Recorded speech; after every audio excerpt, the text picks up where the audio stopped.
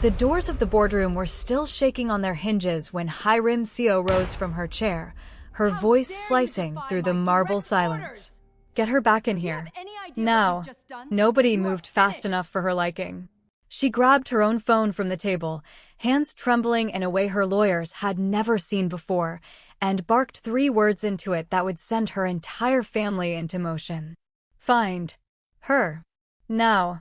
30 seconds earlier, Adanna Okoye had been sitting calmly across from the most feared woman in the Seo family empire, hands folded, spine straight, listening to threats wrapped in silk. And 30 seconds later, she was walking out of that building with her heels echoing against cold stone, leaving behind a room full of people who suddenly understood they had made a terrible mistake. Nobody knew why she'd been summoned to that marriage interview in the first place. Nobody knew what she saw in Busan. And nobody, especially not Heir, expected her to simply stand up and leave. But she did. And within 90 seconds, 3 black SUVs peeled out of the underground garage, engines roaring down Fifth Avenue, chasing a woman who had just walked away from more money and more danger than she'd ever imagined. If you're just joining this story, drop a comment and let me know where you're watching from tonight, because trust me, you don't want to miss a second of what happens next. 6 months before that boardroom, Adanna's life looked nothing like the world she was about to be swallowed into. She stood on a dusty construction site on the south side of Atlanta, clipboard in hand, arguing with a contractor about support beams that weren't up to code. Her hard hat sat slightly crooked on her head, sweat beading at her temple under the July sun, and her voice carried the kind of authority that made grown men listen even when they didn't want to.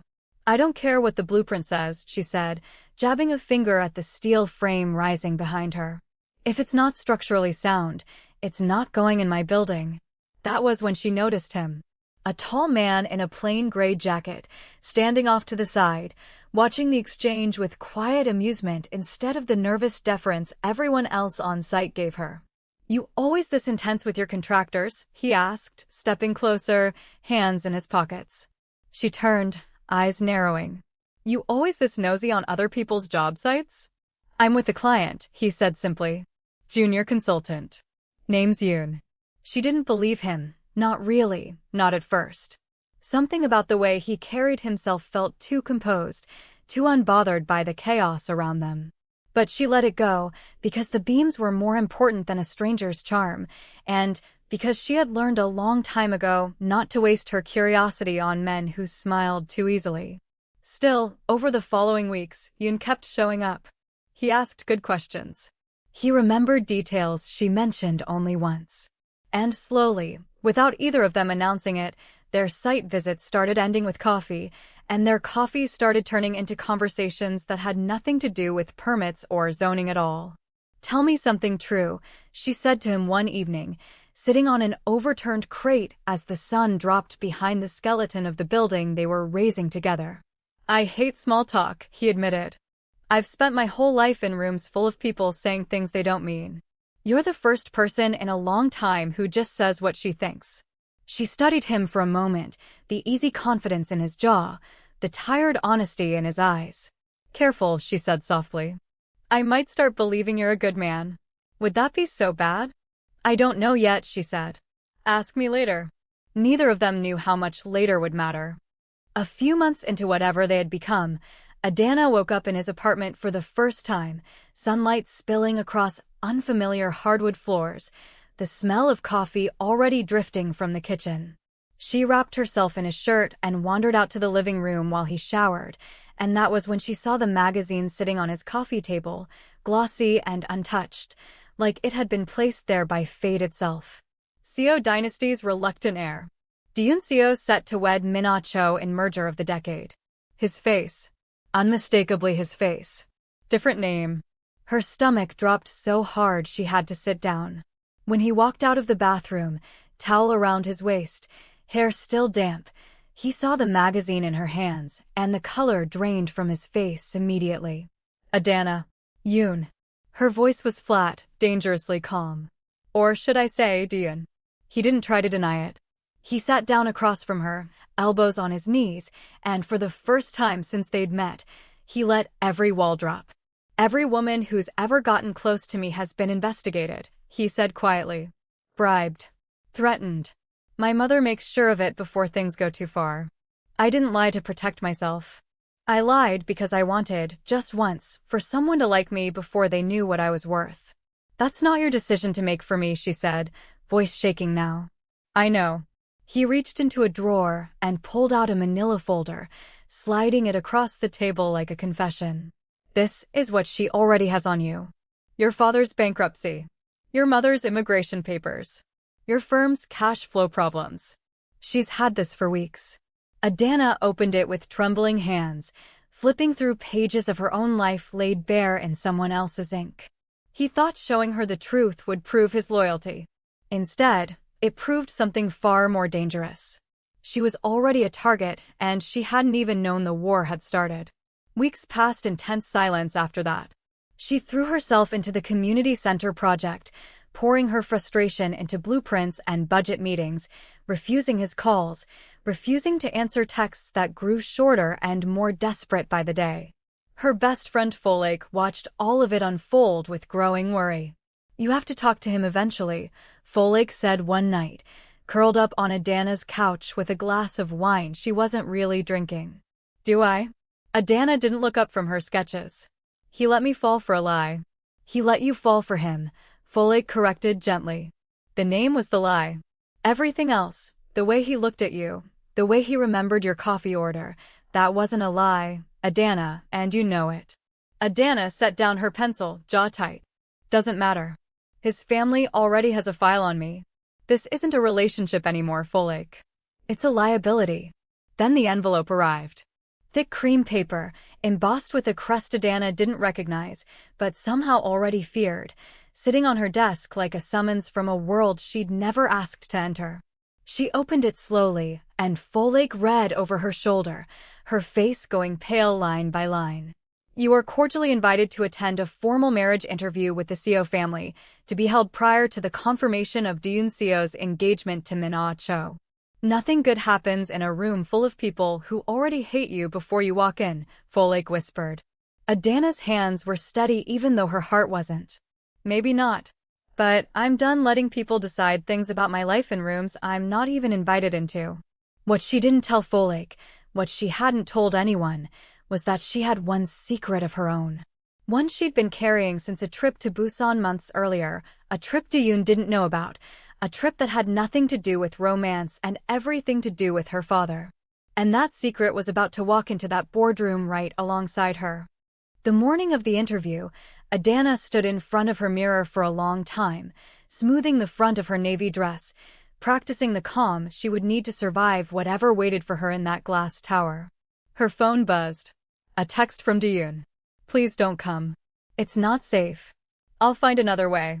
She stared at the message for a long moment before typing back 3 words. I'm already dressed. The Seo family offices occupied the top 4 floors of a Manhattan skyscraper, all glass and steel and cold efficiency, the kind of place designed to remind visitors exactly how small they were. Adanna walked through the lobby with her chin high, ignoring the way security guards' eyes followed her, ignoring the way the elevator seemed to take longer than it should. When the doors to the boardroom opened, Heir Seo was already seated at the head of a long glass table, flanked by 2 lawyers in identical black suits. She didn't stand. She didn't smile. She simply gestured to the empty chair across from her, and Adanna sat, spine straight, hands folded, refusing to let the room's chill reach her voice. You know why you're here, Heir said, her English precise, clipped, practiced. Enlighten me, Adanna said. Hiram's lips curved into something that wasn't quite a smile.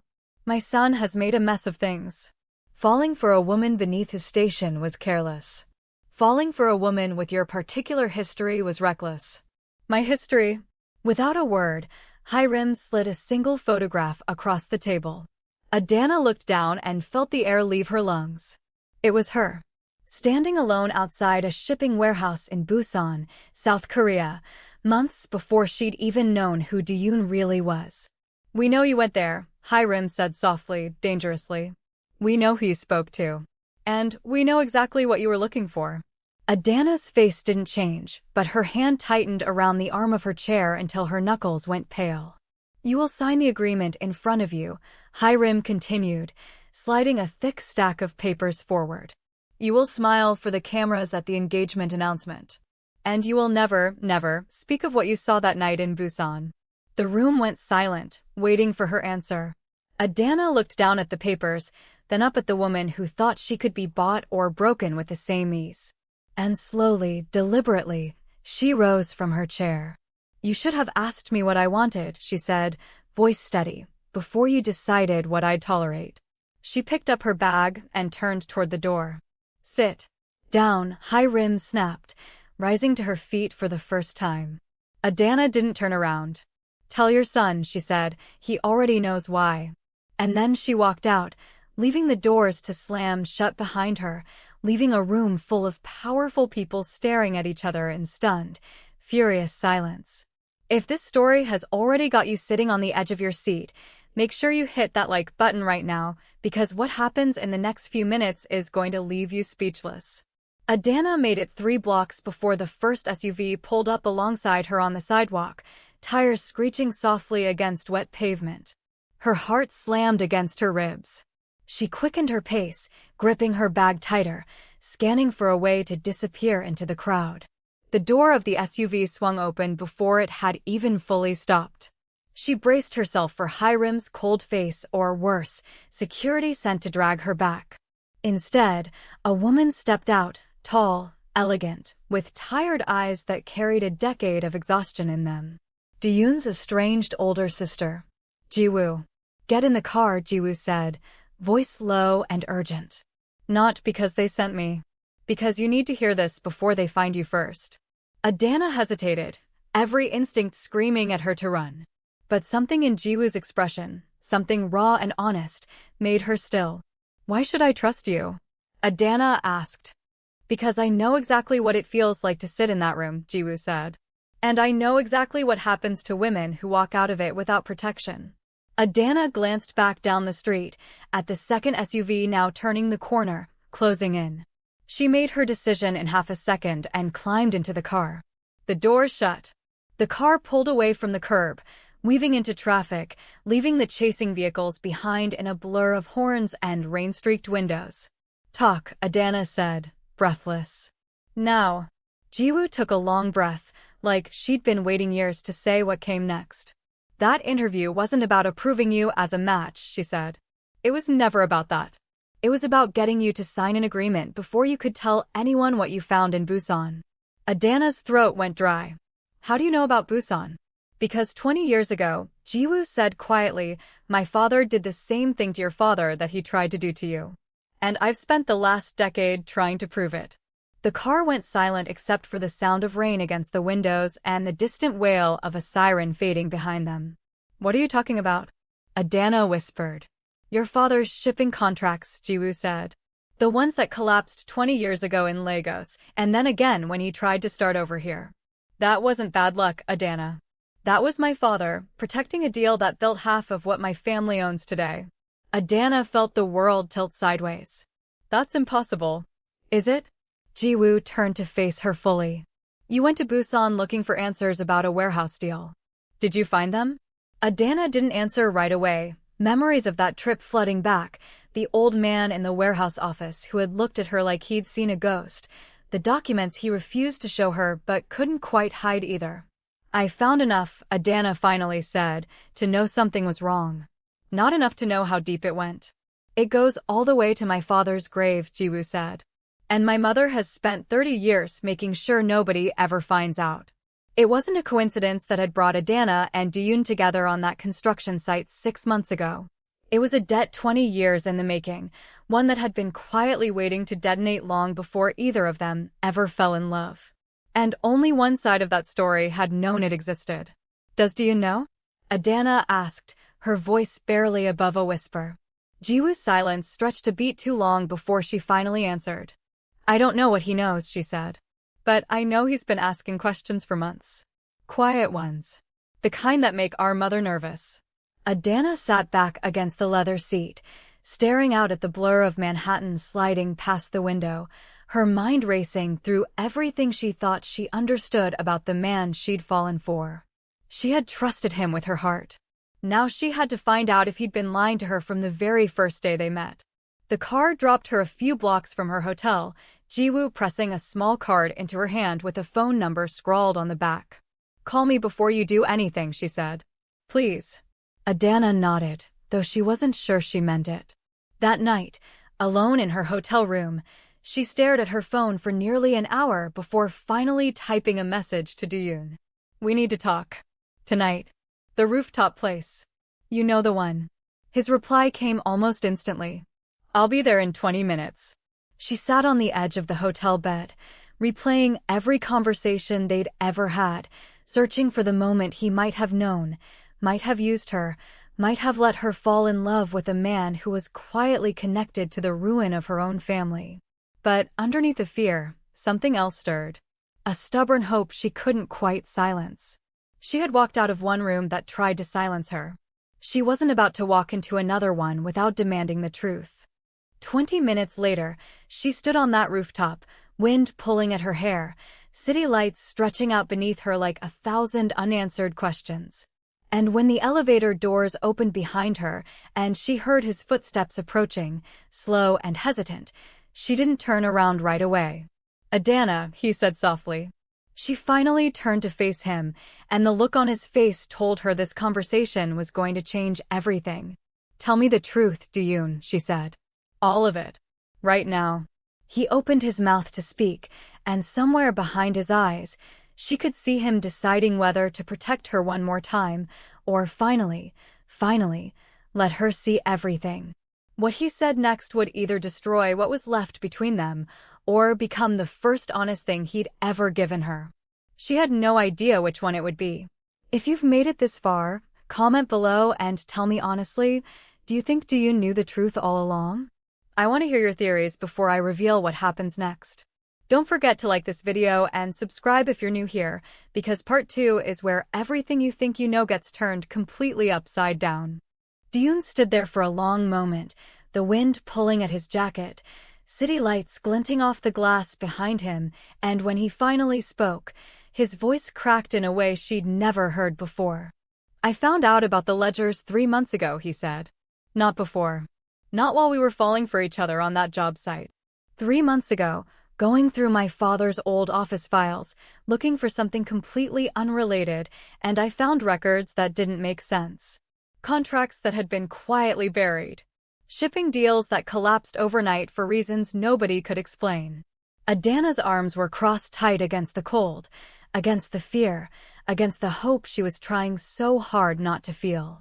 "And you didn't think to tell me?" "I didn't know it was your father's company until I dug deeper," he said. "By the time I connected the names, you already hated me for lying about who I was.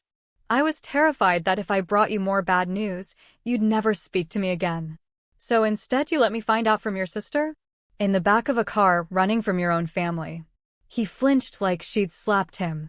"I know how that sounds. Do you?" Her voice rose, the hurt finally breaking through the composure she'd held onto all day. "Because from where I'm standing, Do-yun, every single thing about us started with something you decided I didn't need to know." He stepped closer, close enough that she could see the exhaustion carved into his face, the sleepless nights that had clearly been eating at him for weeks. "The community center," he said quietly. "The funding that came through right when your firm needed it most. That wasn't luck, Adanna. That was me. Trying to fix what my father did, without you ever having to know the reason, because I didn't want you to feel like charity. I wanted you to feel like you earned it. Because you did."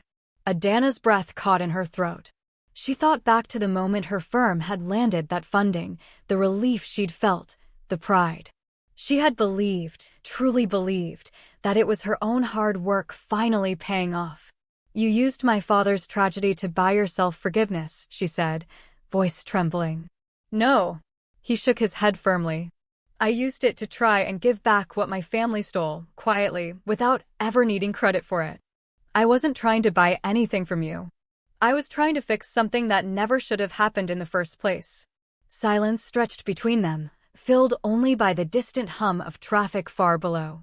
I've spent 6 months trying to make it right in secret, he finally said, and I've spent every single one of those months terrified that the moment you found out, you'd think I only loved you because of guilt.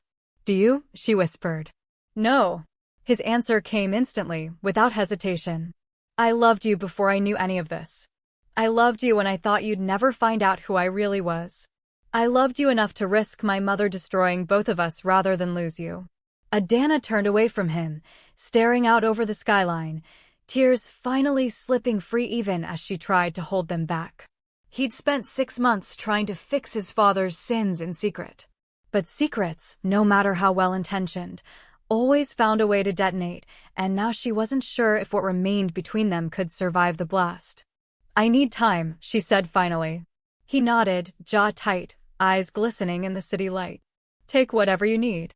I'm not going anywhere. She left him standing there on that rooftop, and though her body was moving away from him, some invisible thread inside her chest refused to fully let go. The next morning, miles away in a glass office overlooking the Hudson, Min-ah-cho sat across from her father, her hands folded neatly in her lap, her face a careful mask of composure that had taken years to perfect. You've seen the reports, her father said, sliding a folder across his desk. The Seo woman. The one from Atlanta. I've seen them, Min-ah said quietly. This could be the leverage we need, he continued, leaning back in his chair, satisfaction curling at the edges of his mouth. If the engagement falls apart because of scandal, we renegotiate the entire merger on our terms. We come out stronger. Min-ah looked up at him, something flickering behind her calm eyes. And what about me? Do I factor into this plan at all, or am I simply the deal you're trying to protect? Her father's expression didn't soften. Don't be sentimental, Min-ah. This marriage was never about romance. I know that, she said softly. I've always known that. But there's a difference between accepting my fate and watching you use another woman's pain to secure a better contract. He studied her for a long moment, something almost like surprise crossing his face, as though he'd forgotten his daughter was capable of having opinions at all. Call the paper, he said finally, turning back to his computer, dismissing her without another word. Tonight.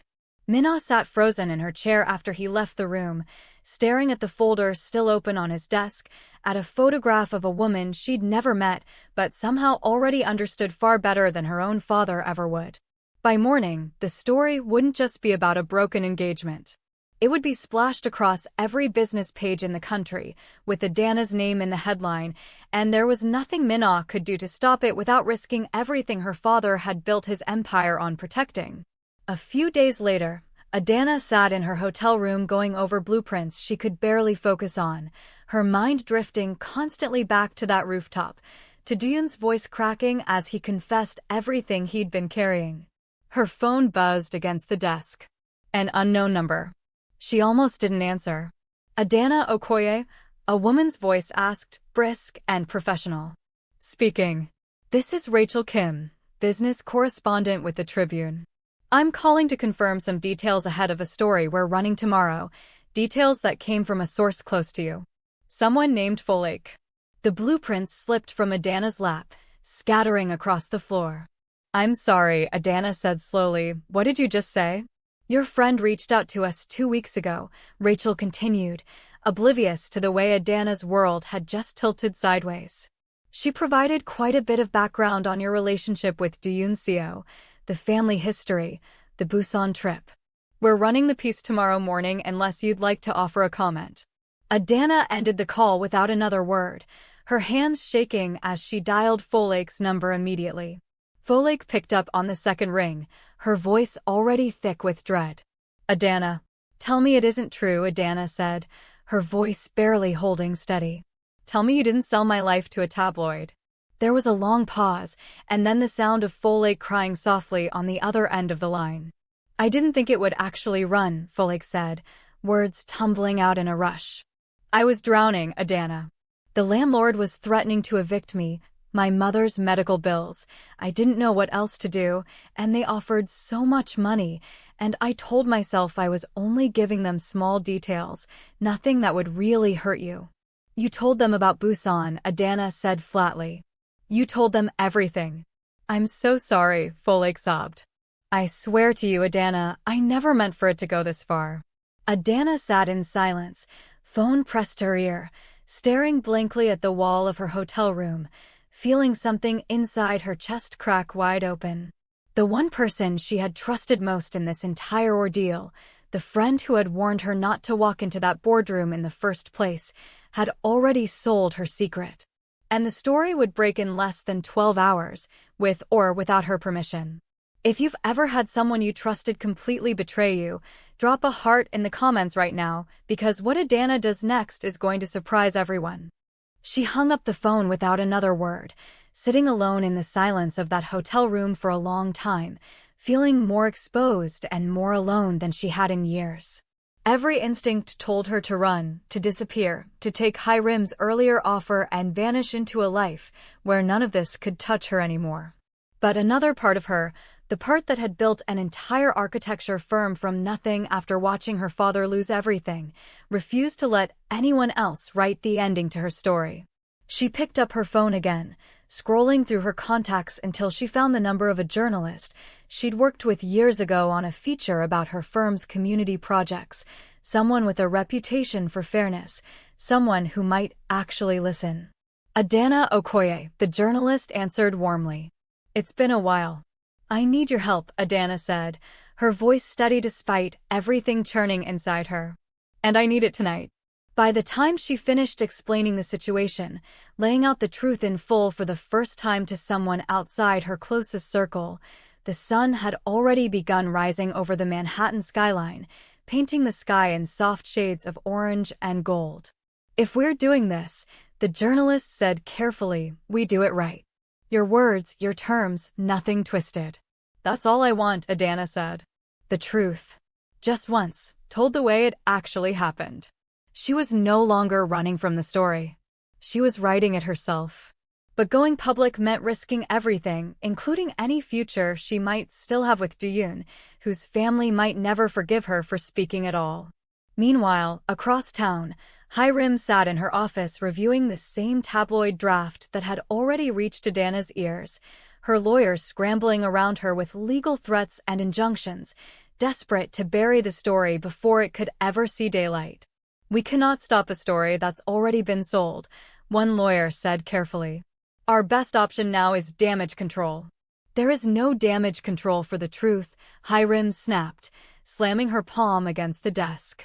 There is only silence, and silence requires action. But for the first time in 30 years, silence was slipping out of her control. Do-yun found out about the leak from his sister, who called him in a panic just after sunrise. He sat frozen at his kitchen table, phone pressed to his ear, listening to Jiwoo explain everything that had happened, everything Adanna was now facing alone. She's going public, Jiwoo said. On her own terms, before mother's people can twist it into something ugly. I need to see her, Do-yun said immediately, already reaching for his coat. Do-yun. Jiwoo's voice stopped him cold. If you go to her now, and mother finds out you're supporting this before the family has agreed to it, there's no going back for you either. You understand that, right? He paused at his front door, hand resting on the handle, weighing everything he stood to lose against everything he'd already lost by staying silent for far too long. I understand, he said quietly. I'm going anyway. That afternoon, Adanna sat across from her journalist contact in a small, quiet studio, cameras set up simply, no glamour, no spectacle, just 2 chairs and the truth waiting to be spoken aloud. Her hands trembled slightly in her lap as the recording light blinked on. Whenever you're ready, the journalist said gently. Adanna took a slow breath, thinking of her father, of the community center rising from the dust in Atlanta, of every room that had ever tried to make her feel small. My name is Adanna Okoye, she began, voice steady despite everything. And 20 years ago, my father lost everything because of a decision made in a boardroom he was never invited into. As she spoke, laying out the truth about her father's ruin, her own rise, and the tangled history connecting her family to the Seos long before she ever met Do-yun, the studio door opened quietly behind her. She didn't turn around, didn't stop speaking, but she felt him there, felt his presence settle into the room like something steady and certain, and something in her chest loosened just slightly, knowing he had chosen, in this moment, to stand with her instead of hiding behind his family's silence. But even as the interview continued, even as the truth finally began spilling out into the world after decades of secrecy, none of them knew what Heir was preparing to do the moment she found out her son had shown up to support the very story she'd spent 30 years trying to bury. 3 generations of silence were about to break in front of the entire country, and there was no telling yet who would survive the fallout and who would be left standing in the wreckage. If you're loving this story so far, make sure to like this video and subscribe, because part 3 is where everything finally comes to a head, and trust me, you do not want to miss how this one ends. Heir's phone buzzed with the news while she was still in the middle of drafting a legal injunction. Her son's face on camera, standing behind Adanna Okoye as the interview aired live. She rose from her desk so fast her chair toppled backward. "Get the car," she said, voice cold as ice. "Now." She arrived at the studio just as the interview was wrapping, storming past security, past assistants who scattered out of her way, straight into the room where Adanna sat, calm and unshaken, and Do-yun stood beside her, no longer hiding. "You have no idea what you've just done," Heir said, breathless with fury. "I know exactly what I've done," Adanna replied, standing to meet her eyes. "I told the truth. For the first time in 20 years, someone finally did." "You'll destroy everything," Heir said. "Everything my husband built. Everything your husband stole," Jiwoo's voice cut in from the doorway. She stepped inside, chin lifted, years of silence finally breaking loose. "I tried to tell you this a decade ago, Mother. You silenced me too. Look where that got us." Heir turned, stunned, as her daughter and son stood side by side against her for the first time in years. "I'm not doing this to hurt the family," Adanna said quietly. "I'm doing this so my father's name means something again. So no one else has to disappear quietly to protect yours." Heir's lawyers hovered uselessly by the door. There was no injunction that could undo a truth already spoken aloud, already spreading across headlines and timelines within minutes. For the first time in 30 years, Heir had nothing left to threaten with. She sat down slowly, the fight draining out of her, decades of carefully guarded control finally cracking under the weight of her own son's eyes. "What do you want from me?" she asked quietly, no longer a demand, but something close to defeat. "An apology," Adanna said simply. "Not to me. To my father's memory. And restitution to the company he never got to rebuild." By the next morning, the story had spread everywhere, but the tone had shifted entirely. Instead of scandal, the public saw courage. Instead of shame, they saw a woman who refused to disappear quietly. Seo stock dipped briefly, then steadied as Heir, cornered and exposed, issued a public statement acknowledging the truth and restoring what had been taken from Adanna's father decades ago. Do-yun found Adanna 2 days later outside her hotel, the city finally quiet around them. "The engagement to Mina is over," he said. "Not because of the scandal. My mother finally admitted it was never fair to either of you." Adanna searched his face carefully. "And what do you want now?" "Not a proposal," he said, almost smiling. "Just one real date. As equals. Nothing hidden between us ever again." For the first time since they'd met, there was nothing left to hide and nothing left to run from. Months later, Adanna stood at the entrance of her finished community center in Atlanta, her mother beside her, Jiwoo flown in from Seoul, finally free of her family's old silence. Do-yun stood quietly near the back, letting her have this moment fully as her own. A short note arrived that morning from Heir instead of an appearance, the first honest words she had ever written to Adanna, thanking her for a courage her own family had never had. Adanna never got her power from a marriage or someone else's fortune. She got it the moment she stood up in that boardroom and walked out of a room that tried to make her small. Sometimes the bravest thing you can do isn't fighting for a seat at the table. It's having the dignity to leave it. If you were Adanna, would you have taken the money and disappeared, or told the truth and risked everything? Tell me in the comments. I read every single one. If this story moved you, like this video, Subscribe for more stories every week, and check out our next video next, because that one will break your heart in a completely different way.